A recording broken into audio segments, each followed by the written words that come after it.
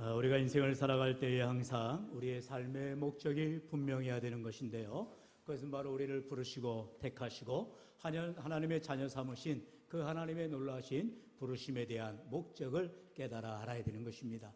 왜 우리를 부르셨느냐? 왜 우리를 하나님의 자녀 삼으셨느냐?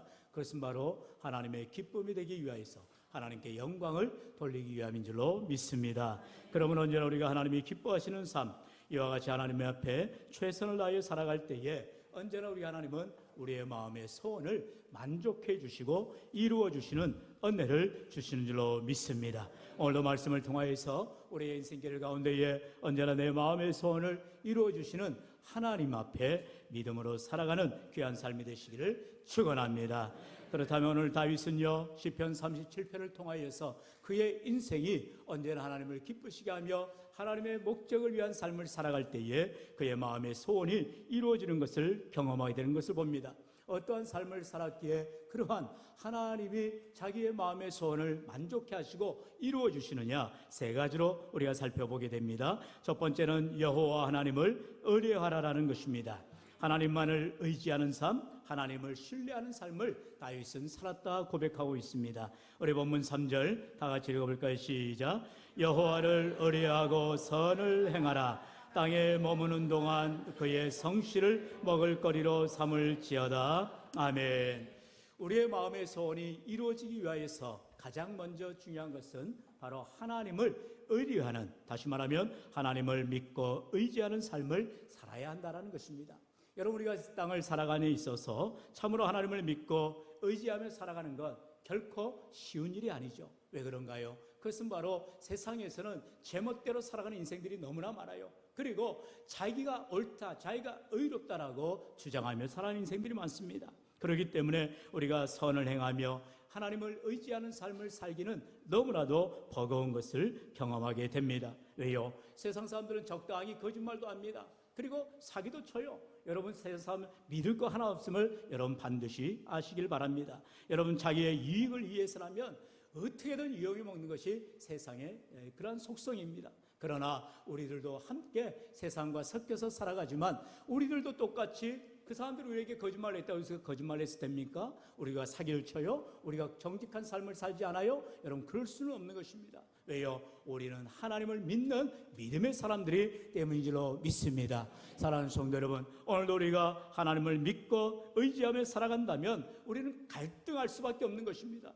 정말로 세상 사람들은 쉽게 살아가고 편하게 살아가고 자기 제멋대로 살아가는 인생인데 우리는 여러 가지 제재가 있어요. 어려움이 있다는 것입니다. 그럴 때마다 갈등하게 돼 있는 것이 사실입니다. 하지만 우리는 하나님을 믿는 사람으로서 끝까지 선을 행하며 바르게 살아야 한다는 것입니다. 왜요? 하나님이 기뻐하시는 삶, 내가 기뻐하는 삶이 아니라 하나님이 기뻐하시는 삶을 살아가는 인생들이기 때문인 것입니다. 그러므로 복 있는 사람에 대해서 성경 우리에게 분명하게 말씀하시죠. 우리 시편 1편 1절로 2절 같이 읽어볼까요? 시작. 복 있는 사람은 악인들의 꾀를 따르지 아니하며 죄인들의 길에 서지 아니하며 오만한 자들의 자리에 앉지 아니하고 오직 여호와의 율법을 즐거워하여 그의 율법을 주야로 묵상하는도다. 아멘. 성경 우리에게 분명히 말하고 있죠. 복 있는 사람들은 악인의 꾀를 따르지 않는다. 죄인들의 길에 서지 않는다. 그리고 오만한 자들의 자리에 앉지도 않는다라고 말합니다. 그렇다면 이러한 복 있는 삶, 하나님이 함께하는 삶을 살아가는 인생들은 오직 여호와 율법을 즐거워하고 그의 율법을 주야로 묵상하는 삶이다. 늘 하나님의 말씀을 가까이 하는 삶, 하나님을 의지하는 삶이 바로 하나님께서 우리와 함께 해주시고 내 마음의 소원을 이루어 주신다라고 말씀하고 있다는 것이죠. 우리가 지난 주간에 우리가 요셉의 인생을 통하여서 참으로 그의 인생이 하나님의 앞에 꿈을 꾸게 하시고 또한 그 꿈을 이루어 주시는, 놀라운 마음의 소원을 이루어 주시는 하나님의 동행하심을 그가 경험하는 것을 보게 됩니다. 자기가 원하여서 애굽으로 간 것 아니죠. 애굽으로 무슨 유학을 갔습니까? 이민을 갔습니까? 형들에게 미움을 받아서 그가 죽음 대신으로 노예로 팔려간 거예요. 그러나 그렇게 애굽에 팔려간 요셉이었지만 어떻게 해요? 거기에서도 여전히 하나님을 믿는 사람으로 살아가기 때문에 그가 하나님이 함께해 주시고 동행해 주시고 형통케 해 주셨더라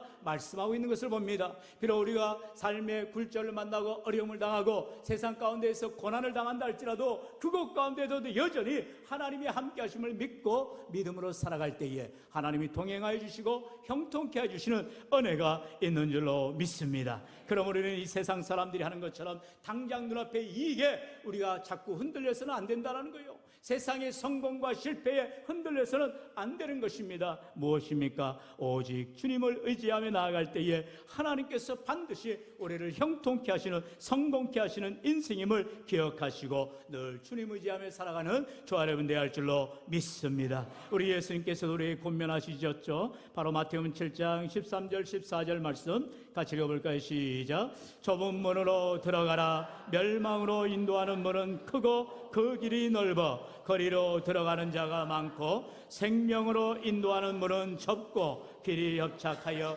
찾는 자가 적음이라. 아멘. 여러분, 우리 주님께서 우리의 인생의 길이 바로 좁은 길로 걸어가라, 좁은 문으로 들어가라, 생명의 길로 걸어가라 말씀하고 있어요. 그런데 세상 사람들은 넓은 길로 가려고 한다는 거예요. 그게 편하고 좋거든요. 남들 보기에 의스되기 좋고 자기를 떵떵거리고 자기를 자랑하기 좋은 그런 세상의 명예와 그런 금은보와 모든 것이 놓여 있다는 것입니다. 그러나 그것은 이 땅에 한계가 있어요. 끝나는 인생인 것입니다. 그러나 비록 인생의 좁은 길을 걸어가는 것 같고 예수 믿는 것이 힘들고 고난의 길인 것 같지만 그 십자가의 길을 걸어갈 때에 우리 주님께서 반드시 천국문에서 우리를 기다려주시고 맞아주시고 우리를 복날해 주시는 줄로 믿습니다. 그러므로 우리는 끝까지 인내하며 주의 길을 믿음의 길로 걸어갈 때에 오늘도 주님 우리의 마음의 소원을 이루어주시는 하나님을 바라보면서 다윗처럼 하나님만을 의리하고 의지하는 믿음의 삶이 되시기를 축원합니다. 두 번째로 마음의 소원을 이루는 그러한 삶은요 바로 여호와 하나님을 기뻐하는 삶이라는 것입니다. 오늘 본문 4절이지요. 우리 4절 같이 읽어봅니다. 시작. 또 여호와를 기뻐하라. 그가 내 마음의 소원을 내게 이루어 주시리로다. 아멘. 하나님 앞에 우리가 기뻐하는 삶, 우리가 기뻐서 기뻐하는 것이 아니죠. 정말로 인생을 믿음으로 살아가는 인생은 비록 내 삶에 슬픔과 고난이 있다 할지라도 주님이 나와 함께 하시니 나는 하나님으로 인하여 기뻐하리로다. 할렐루야. 하박국 선지자의 고백처럼 내가 가진 것이 아무것도 없을지라도 외양간에 송아지가 없을지라도 논밭에 곡식이 소출이 없을지라도 여호와로 인하여 내가 기뻐하리로다. 그게 믿음인 거예요. 여러분, 믿음의 삶이라고 하면서 우리가 세상에 다 가져야 믿음 생활한다, 이런 것은 어린아이 신앙이지요. 하나님을 믿는 참된 믿음의 삶은 비록 내 손에 가진 것이 없을지라도 눈에 보이는 것이 없을지라도 바라고 믿는 주님을 의지하면서 주님이 주실 상급을 기대하면서 살아가는 인생. 비록 내 앞에 문제가 닥치고 고난이 닥친다 할지라도 여러분, 세상을 살아가는데 문제없는 사람이 어디가 있어요? 여러분, 문제없는 것은 우리가 다 묘지에 가보면 있어요.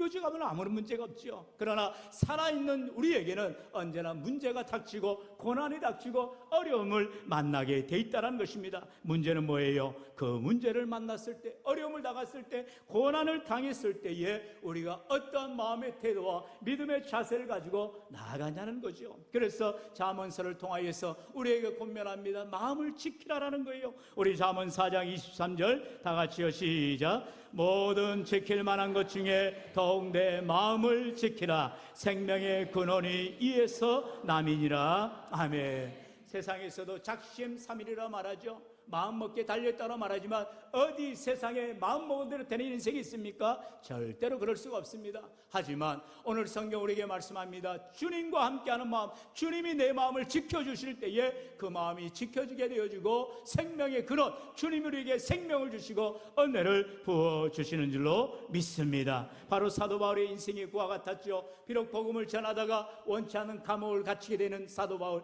그러나 그는 빌립보 교인들 향하여서 기쁨의 서신을 보냅니다. 여러분 생각을 해보세요. 사도 바울은 감옥에 갇혀 있고 감옥 바깥에 있는 빌립보 교인들 누가 기쁜 삶을 살 수 있겠어요? 오히려 바울이 기쁨의 삶을 살고 있다는 것입니다. 그가 비록 감옥에 갇혀 있다 한지라도 그는 주님과 함께하기 때문에 주님이 나와 함께 하시는 나는 주 안에서 기쁘다라고 고백하는 것입니다. 우리 빌립보 4장 4절 같이 읽어볼까요? 시작. 주 안에서 항상 기뻐하라. 내가 다시 말하노니 기뻐하라. 아멘. 조건입니다. 어떻게 기뻐할 것이냐? 주님 안에서 기뻐하라는 것이에요. 우리가 주님 안에 있을 때에 비록 내가 질병이 있고 고난이 있고 문제가 닥치고 어려움이 있지만 그런 가운데서도 믿음을 잃지 않고 주님 안에 있으니 나는 기쁘도다. 할렐루야. 그게 참으로 하나님을 믿는 인생이죠. 하나님을 의지하는 인생이죠. 하나님을 바라보는 인생이죠. 하나님 앞에 참으로 기도하며 나아가는 인생이라는 것입니다. 그랬을 때에 바울은요 아무것도 염려하지 않는 인생으로 기도하는 삶으로 나아가는 고백이 되어지지요. 우리 바로 계속해서 6절로 7절의 말씀 같이 읽어봅니다. 시작. 아무것도 염려하지 말고 다만 모든 일에 기도와 간구로 너희 구할 것을 감사함으로 하나님께 아뢰라. 그리하면 모든 지각에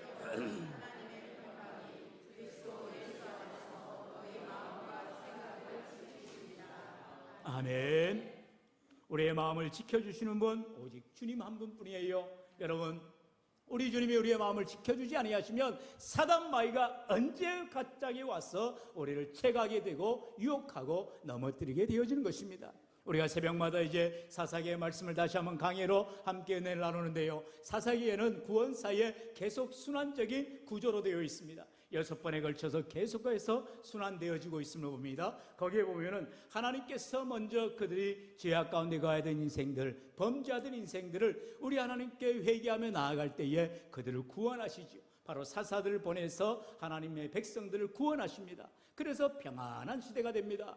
우리가 지난 시간에 살펴봤던 온니엘 같은 경우는 40년 동안 평안하여 있다 있고요, 오늘 아침에 살펴봤던 3장의 말씀에 에웃은 그가 80년 동안에 이스라엘이 평안했다라 했습니다. 이처럼 하나님이 함께 하실 때에 이스라엘은 평안하게 되어지는데 문제는 무엇입니까? 평안하다 보니까 모든 일이 잘 되다 보니까 또다시 죄를 범하고 하나님 앞에 악을 행하게 되더라는 것입니다. 이게 바로 인간의 속성이에요. 우리는 언제나 하나님 앞에 가까이 나아가려고 부단히 노력하지 않으면 저절로 죄된 길로 나아갈 수밖에 없게 되는 것입니다. 그래서 또다시 죄를 범하게 되어지고 그로 말미암아 하나님이 징계하시고 또한 이웃나라들을 들어서 열국들을 들어서 치시는 것입니다. 괴롭히는 것입니다. 하나님의 징계로 하나님의 진노로 고난을 당할 때에 비로소 이스라엘은 또다시 하나님 앞에 부르짖습니다. 회개합니다. 이런 순환의 구조를 계속해서 사사기가 보여주는데요, 바로 우리의 삶이 그와 같다라는 것입니다. 날마다 믿음으로 천국 같은 생활을 하면 얼마나 좋겠어요?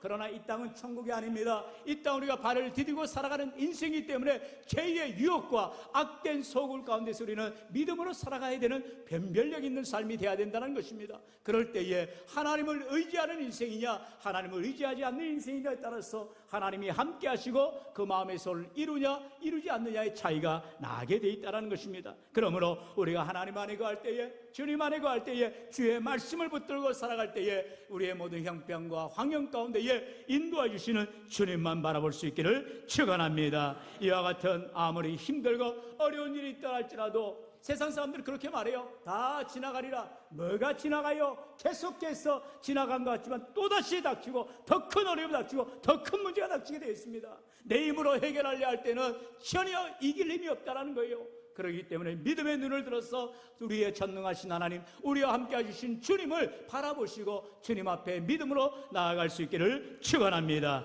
그것이 바로 오늘 본문에서 말씀하는 여호와 하나님께 맡기는 인생이라는 것입니다.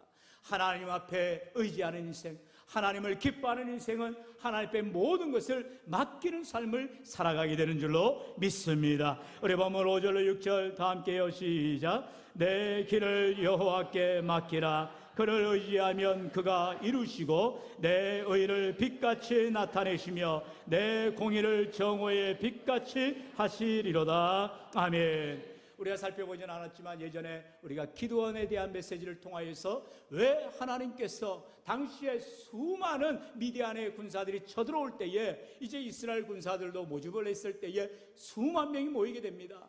32,000명이 모였지요. 여러분, 그렇게 많은 군사들이 모였을 때에 이제 의기양양하지 않겠어요? 그래도 어느 정도 우리가 싸울 만하네, 비빌 만하네, 이겨볼 만하네, 그런 생각을 할 때에 하나님께서는 기도원에게 명령합니다. 이들을 다 필요 없다, 돌아갈 사람들은 돌아가게 하라. 그러니 기도원이 말합니다. 너희들 가운데 싸움에 두려움 있는 사람들은 돌아가라. 그러니까 다 도망갑니다. 2만 명이 도망을 가버리죠. 그리고 남은 수가 불과 10,000 명밖에 되지 않아요. 그런데 그 숫자도 많다라는 것입니다. 그러면서 이제 물을 핥아 먹느냐, 또는 물을 이렇게 손으로 마시느냐, 이런 변별력을 가지고 하나님께서 또다시 구분을 하게 되시는데, 마지막에 남은 인생이 몇 명이에요? 고작 300명이 남았다는 것입니다. 고작 1%밖에 되지 않는 이 300명의 용사를 가지고 어떻게 미디안의 대군, 그 수많은 아말렉 군사들을 싸워 이기겠느냐는 거예요. 하나님께서 이 미디안의 용사들을 앞에서 이제 하나님의 기도원으로 하여금 하나님만을 전대적으로 신뢰하며 의지하며 나아갈 때 하나님이 싸우신다, 하나님이 함께 하신다는 것을 보여주시게 되더라는 것입니다. 여러분, 성경에서 300명이라고 말하지만 200명이 안 돼도, 100명이 안 돼도, 단 10명이 안 돼도 하나님이 함께 하시면 수많은 대적을 당연히 이기시는 줄로 믿습니다. 바로 무엇입니까? 믿음의 문제라는 거예요. 내가 믿음을 가지고 있느냐, 가지고 있지 않느냐에 따라서 여러분 생각해 보세요. 40일 동안 저 가나안을 향하여 정탐하여서 모세에게 보고할 때에 10명의 정탐꾼은 정확하게 보고합니다. 사실 보고를 하는 거예요. 정말 그 땅에 들어가 보니 적과 끓이 흐르는 땅입니다. 하나님이 예비하신 놀라운 장소입니다. 그런데 문제는 그 다음이지요. 거기에는 안악 자손들이 있고요, 철병가가 있고요, 거인족들이 있어서 우리는 그들이 볼 때 메뚜기 같습니다. 사실이지요. 아무짝에 쓸모없는, 힘없는 패잔병과 같은 이런 연약한 인생들입니다. 그런데 문제는 무엇입니까? 그 민수기 13장의 고백처럼 그들에게는 전혀 하나님을 의지하는, 하나님께 맡기는, 하나님을 신뢰하는 믿음이 없었다는 거죠. 그럴 때에 갈렙과 여호수아가 옷을 찢어가면서 그들이 모세에게 말합니다. 하나님이 우리와 함께 하시면 저도 우리의 밥입니다. 얼마나 감사할 고백입니까? 하나님의 사람들이 비록 2명밖에 되지 않지만 모든 이스라엘이 다 가나안에 들어가서 거기 광야에서 죽었을 때에 오직 여호수아 갈렙만, 이제 출애굽 1세대 가운데에는 단 2명만 가나안 땅에 들어가는 것을 보게 됩니다. 오늘 우리의 삶 가운데에 많고 적음의 문제가 아니라, 여기에 양의 작고 큼의 문제가 아니라 내 믿음이 어디에 있느냐를 하나님이 보기를 원한다는 것입니다. 정말 하나님을 신뢰하는 사람은, 하나님을 의지하는 사람은 흔들리지가 않아요. 어떠한 상황 가운데도, 어떠한 환경 가운데서도 우리가 좌우 고민하지 않다는 것입니다. 여러분, 오늘도 우리가 믿음의 삶을 살아갈 때에 이처럼 내 길을 여호와께 맡기라고 말씀하시는 주님의 말씀이 내 마음 가운데에 잘 심겨진 목과 같이 흔들리지 않는 믿음의 고백이 될 수 있기를 축원합니다. 여러분, 다니엘이 그러한 삶을 살았지요. 다니엘은 그가 청년의 때에, 소년의 때에 이래 바빌론으로 이제 포로로 잡혀갔습니다. 그러나 총명하였죠. 그리고 다니엘이 세 친구들과 함께 귀한 지도자의 위치가 됩니다. 그리고 다니엘은 그 중에서도 가장 뛰어났기 때문에 총리들 위에 세워지게 됩니다. 그러니 바벨론에 있는 그 많은 사람들이 얼마나 그를 쉬게 하고 질투하고 모함을 했겠습니까? 그래서 다리오 왕 앞에 말합니다. 왕이시여, 한 달 동안 이제 왕 외에 어떠한 것 앞에 절을 하거나 또 기도하는 자가 있다면 그를 사자굴에 집어넣어 버리십시오. 그것은 다름 아닌 다니엘을 옥죄기 위한, 다니엘을 제거하기 위한 계략에 불과했던 것이죠. 그런데 다리오 왕은 아무 생각 없이 그 조서에 도장을 찍습니다. 그런데 다니엘은 그 사실을 알면서도 여전히 매일같이 그가 하던 기도 생활을 잃지 않고 있었다는 것이죠. 우리 다니엘 6장 10절 말씀 같이 읽어볼까요? 시작. 다니엘이 이 조서에 왕의 도장이 찍힌 것을 알고도 자기 집에 돌아가서는 윗방에 올라가 예루살렘으로 향한 창문을 열고 전에 하던 대로 하루 3번씩 무릎을 꿇고 기도하며 그의 하나님께 감사하였더라. 아멘. 저는 오늘 본문 말씀을 묵상하면서 다니엘의 이 기도가 과연 어떠한 기도였을까? 다른 것이 아니라, 하나님, 내 형편, 내 상황, 내 처지 다 아시잖아요. 하나님, 내 인생길을 하나님께 맡깁니다. 내가 살든지 죽든지 하나님의 영광, 하나님의 기쁨이 되기를 원합니다. 기도하지 않았겠어요? 그렇기 때문에 그는 당당하게 창문을 열고 볼 테면 봐라, 내 기도하는 삶을 하나님 앞에 감사하며 나아가는 다니엘의 모습을 보게 됩니다. 그런데 어떻게 됩니까? 결국에는 이제 다리오 왕의 조서에 의하여서 다니엘은 잡혀가게 되어지고 이제 사자굴에 던짐을 받게 됩니다. 그러나 놀라운 반전이 일어나지요. 사자굴에 던져진 다니엘이 터럭 하나 상치 아니하고 사자의 입을 봉하시는 하나님의 능력을 체험하게 되라는 거죠. 그 다음날 새벽같이 다리오 왕이 그 사자굴 앞에 달려갑니다. 내 사랑하는 다니엘아, 다니엘아, 너 살아있느냐? 이렇게 묻는 이 다리오 왕 앞에 왕이시여 만세스라옵소서, 그런 고백하면서 하나님이 나를 이렇게 머리털 하나 상치 않도록 지켜주셨습니다 고백하는 것을 봅니다.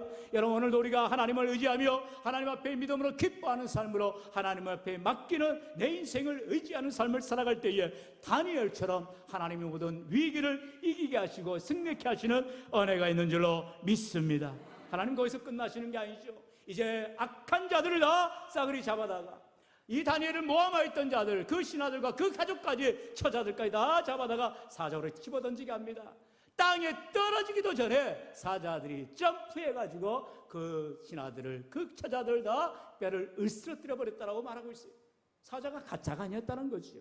여러분, 하나님을 믿는 믿음의 사람들은 삶의 위기 가운데서도 하나님이 눈동자같이 보호해 주시지만, 하나님을 의지하지 않고 잘못대로 살아가는 인생, 자기의 속에는 옳은 대로 살아가는 인생, 하나님 없이 살아가는 인생에게는 하나님께서 반드시 진노하시는 하나님이심을 보여주고 있다는 것입니다. 오늘 우리가 그러기 때문에 우리의 인생길을 오직 전능하신 하나님께 맡기는 삶, 여기서 맡기라라는 것은요, 우리가 성경을 또 보겠습니다만 베드로전서에 우리 옛날 성경에는 내 짐을 여호와께 맡겨버리라라고 말하였어요. 이게 정확한 표현입니다. 맡긴다라는 것은 이제는 내 소관이 아니고 주님의 소관입니다. 주님 책임져 주세요라고 맡겨버리라는 것입니다.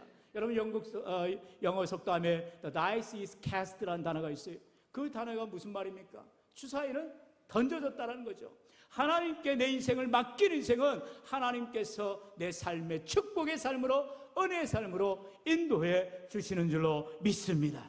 여러분, 그러므로 오늘 내 인생의 삶 가운데에 수많은 염려와 근심과 걱정, 아무리 내가 걱정하고 염려한들 그 염려 걱정을 제어할 수가 없는 것이 인생인 것입니다. 그렇다면 왜 하나님께서 나에게 이러한 원하지 않는 고난을 주시는가? 우리가 깊이 바라보면서 하나님 앞에 기도하며 나아갈 때, 하나님을 의지하며 나아갈 때 변함없이 내게 복 주시는 하나님으로 인하여서 기뻐하며 주님 앞에 모든 것을 맡길 때에 우리 하나님께서는 반드시 합력하여 선을 이루어 주시는 줄로 믿습니다.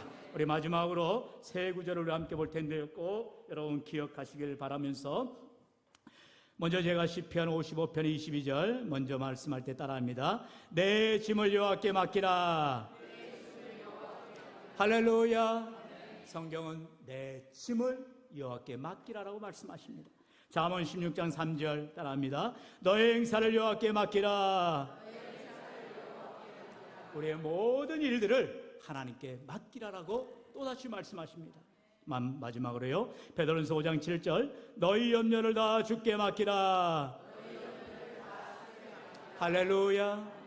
내게 맡기라는 것이 아니에요.